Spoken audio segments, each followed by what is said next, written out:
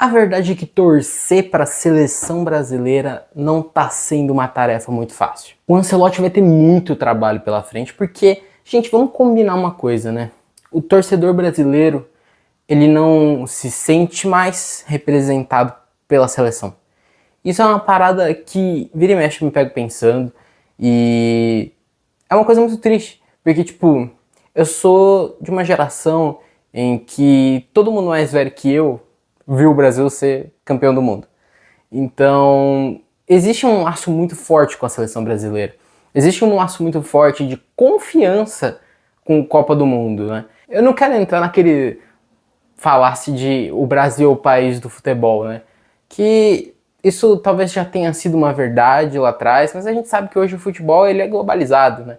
O Brasil ele pode ser o país com mais Copas do Mundo, ele pode ser o país com tradição muito forte no futebol, talvez com maior tradição, mas eu acho que é um pouco demais a gente falar de que o Brasil é o país do futebol hoje em dia, né? Isso tudo é um resultado, né, de uma pressão que vem se colocando dentro de um Brasil que só vem decepcionando a cada dia, a cada competição, a cada Copa do Mundo que passa.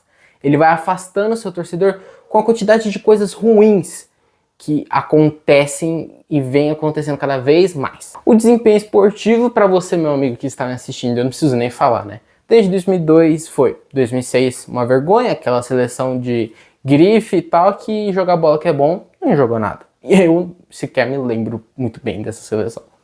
2010, uma seleção ali que tinha até uma qualidade, muita dependência do Luiz Fabiano, Kaká, Robinho, mas zero chance de ser o que a seleção brasileira foi um dia. 2014 eu acho que eu não preciso comentar, o ano do 7-1. 2018, uma seleção competitiva, que foi longe, mas quando pegou um adversário um pouco mais forte, deixou a desejar, como todo o trabalho do Tite, né? Toda vez que chegava uma seleção europeia um pouco mais forte, em um momento decisivo, ela nunca correspondia. Foi assim em 2018, foi assim em 2022, com a Croácia. E não tem como, esse desempenho esportivo que fica deixando a desejar afasta o torcedor. Porque o torcedor quer ver o Brasil ganhando, ninguém quer ver o Brasil perdendo pra Croácia, sendo eliminado pra Bélgica, sabe? Todo mundo ali, mais velho do que eu, cresce vendo o Brasil querendo ser campeão e, e esse é o mínimo, sabe? A gente espera só o máximo da seleção brasileira por toda a história que a gente tem. Esse desempenho, ano após ano, Copa após Copa, faz o torcedor ficar muito distante com o que acontece dentro da seleção brasileira. E se fosse só o desempenho esportivo, eu acho que a gente poderia conversar que existe um caminho, que existe uma possibilidade, que o esporte é assim mesmo, né? Às vezes a gente ganha, às vezes a gente perde. Mas eu acho que esse buraco é mais fundo do que é isso, sabe? Eu acho que a CBF como um todo tem muita culpa nessa questão. Eu digo com alguns fatores aqui que eu posso elencar tranquilamente. Alguns, e para mim o principal deles, é o preço dos ingressos. Os ingressos de jogos da seleção brasileira hoje em dia é um luxo. Você assistir um jogo da seleção brasileira é realmente para uma porcentagem muito pequena da população. E a gente sabe, o torcedor que vai no estádio, que tem uma diferença muito grande quando você começa a elitizar o acesso a um time, à seleção, e o resultado disso se traduz nas arquibancadas. É um exercício muito simples. Se você dá acesso mais democrático às arquibancadas, a torcida ela se torna mais viva. O torcedor de elite, vamos colocar dessa forma, ele não sabe o que é a emoção, o que é a vivência, o que é torcer, o que é o futebol brasileiro na sua mais pura essência. O torcedor de elite, ele vai pagar R$300, R$500 no ingresso e ele vai torcer por um espetáculo. Ele vai torcer não como se fosse a sua vida ali em campo, ou por uma vitória, porque aquele clube, ou no caso a seleção, representa o que é a instituição e o torcedor sabe, tá ali porque ele ama aquilo. Não. O torcedor de elite, ele tá lá para ver um espetáculo. Então, ele faz questão de ficar sentado na sua cadeirinha de couro, comendo uma pipoquinha e xingando cada passe que os 11 jogadores vão errar ali ao longo da partida. E ai do Brasil se perder ou empatar. Essa possibilidade não existe. Eu não vou nem falar de movimento verde e amarelo aqui, que é uma brincadeira de mau gosto. E no meio disso tudo, a gente ainda teve que ver a Argentina ser campeã do mundo, resgatando o Messi, enfim, toda a história que vocês já sabem do que aconteceu. A gente teve que ver a nossa camisa da seleção brasileira perder o seu significado, né? Ser comprado por um grupo político de extrema direita, perder o seu real significado de representar o povo brasileiro, o torcedor de futebol da seleção brasileira. Esse também foi um fator que, por um grande período, acho que até hoje é um pouco sensível, né? Afasta o torcedor brasileiro de vestir a camisa, de viver a parada da forma que deveria, sabe? Como a gente vê com o torcedor da Argentina, da Colômbia, do Uruguai, de qualquer outro país aqui da América do Sul. E por fim, tem 2 pontos muito centrais aqui que eu acho que fazem o brasileiro ter criado esse desgosto pela seleção brasileira, que são 2 fatores macros, né, que a gente pode falar assim. Que o primeiro é a CBF, né, e toda a sujeira, a corrupção, desde os tempos de, sei lá, José Maria Marinho, sabe, de lá pra trás, de toda essa sujeiraiada de corrupção que acontece desde a época daquele escândalo que explodiu na FIFA, enfim, com todos os reflexos que tem até hoje, até Edinaldo sendo deposto, enfim, é uma confusão sem fim. A gente sabe que de tempo em tempo vai estourar uma bomba na CBF. E ainda por cima a CBF faz questão de não ajudar os clubes brasileiros, que só faz o torcedor criar ainda mais ranço, né? Da instituição maior do futebol brasileiro. E não tem como, num país como o Brasil, que vive de tantas injustiças, esse é um ponto que chama muita atenção, sabe? Então, o torcedor ou o cidadão brasileiro não aguenta mais ver corrupção, não aguenta mais injustiça, e quando ele vê isso até no futebol, pô, uma grande parte da população já cria um certo desgosto, sabe? É inegável, é impossível que isso não aconteça. E o outro, que eu falo com muita tristeza, que é Neymar, né? Que é Neymar e todas as suas polêmicas e confusões e bagunças que envolve falar de Neymar.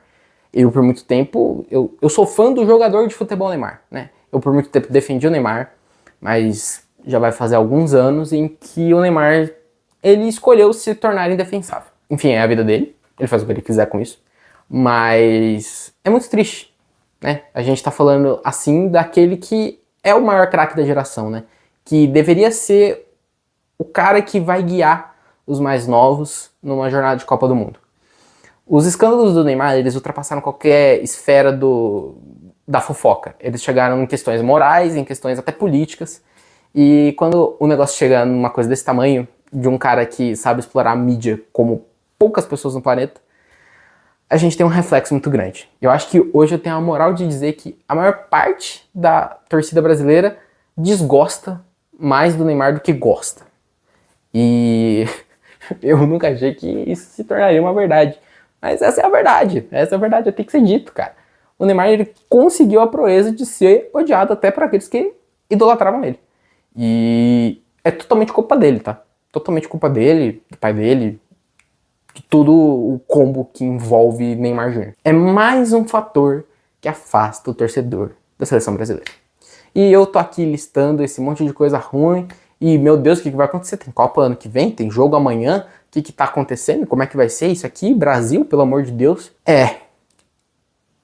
Isso pode mudar. E eu acho que o grande passo para essa mudança tem nome e sobrenome e não é brasileiro. Tô falando de Carlo Ancelotti. Esse cara é a peça fundamental para o torcedor brasileiro voltar a acreditar na seleção brasileira. Eu entendo a resistência,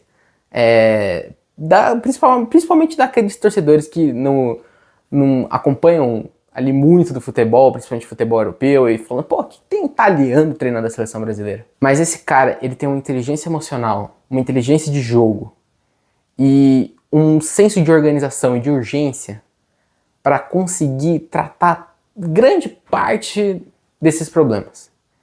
O Ancelotti, ele sabe lidar com os jogadores brasileiros, ele tá preparado para enfrentar grandes circos de polêmica, afinal o cara foi treinador do Real Madrid por quantos anos aí, né? E eu acho que ele tem todas as ferramentas necessárias para começar pelo menos um trabalho que seja esportivo de desempenho para resgatar o gosto do torcedor brasileiro em ver a seleção jogar, que é o mínimo que se espera. E antes de continuar, só quero pedir um favorzinho, meu amigo. Se você tá curtindo o vídeo, tá gostando do canal, por favor, não esquece de se inscrever aí no Elfute, que, porra, me ajuda demais, filho, me ajuda demais. Eu sou o Marcos, eu tô aqui quase toda semana falando de futebol. E vai ser um prazer ter você aqui com a gente. Então, se inscreve aí, deixa seu like, deixa um comentário. Vai ser bom demais poder conversar contigo. Mas além desse início de esperança que o Ancelotti tá dando pra gente, eu acho que existem outros fatores em que o torcedor brasileiro ele pode se apegar. Principalmente pensando na Copa do ano que vem. Politicamente, a CBF sempre você tem que deixar, né? Não pode pôr a mão no fogo. Mas até o momento o Samir Chaud tá fazendo um bom trabalho. E o campeonato nacional aí, o campeonato brasileiro, ele tá começando a trazer frutos bons. O calendário brasileiro parece estar começando a dar sinais de que vai se tornar organizado para o próximo ano. E eu acho que esse sentimento de que o Campeonato Brasileiro tende a melhorar, eu acho que também se reflete no quanto que o torcedor enxerga a CBF e a seleção como algo positivo. Porque as datas FIFA até então é sinal de coisa ruim, né? E eu acho que isso pode mudar para o ano que vem, né? Conforme as coisas, as mudanças vão acontecendo. Além disso, a gente tem que olhar para o desempenho brasileiro na Libertadores. O Brasil, mais do que nunca, está dominando a Libertadores, filho. Isso aqui é um feito absurdo.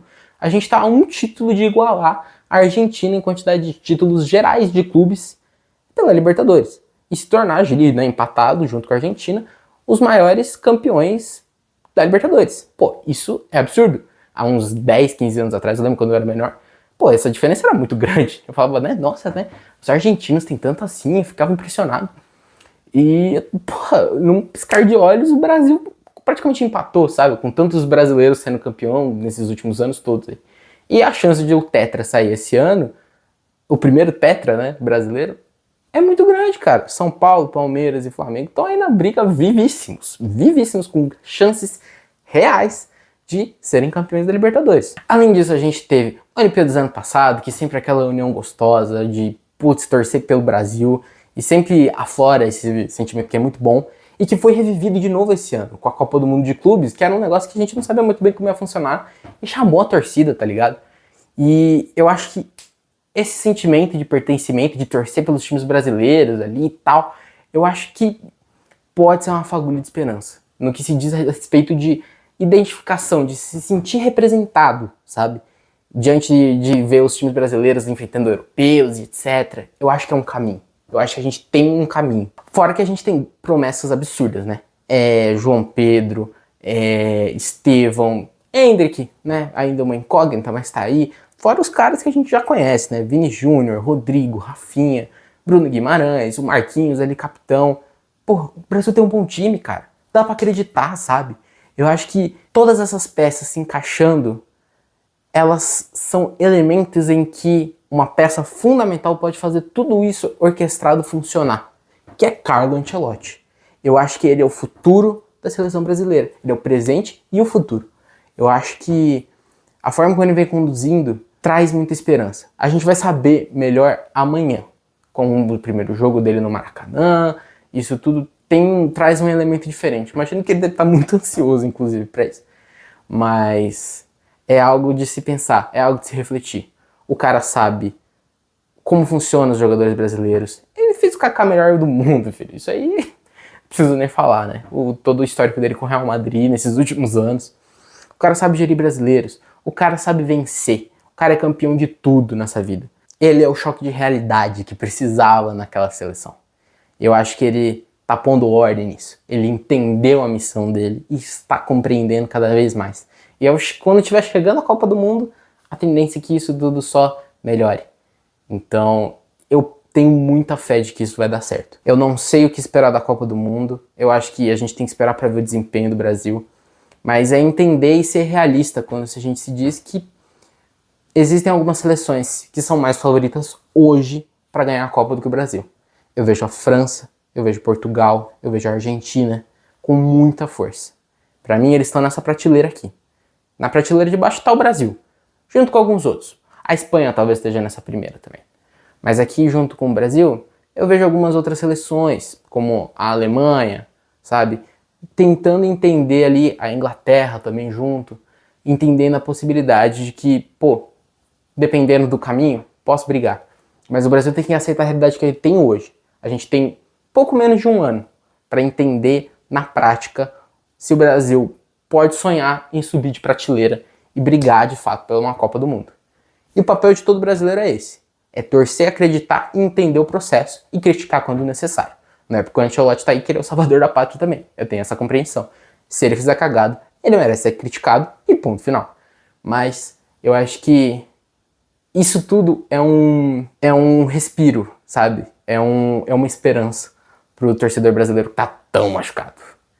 Enfim, se você curtiu, não esquece de se inscrever, de curtir, deixar seu comentário. Tô aí toda semana postando vídeo do OneFoot. Vai ser um prazer ter você aqui comigo toda semana. Fechou, meus amigos? Tamo junto, torcer pra seleção amanhã e vamos que vamos. Rumo ao Hexa. Meu Deus do céu, vamos que vamos. É nóis.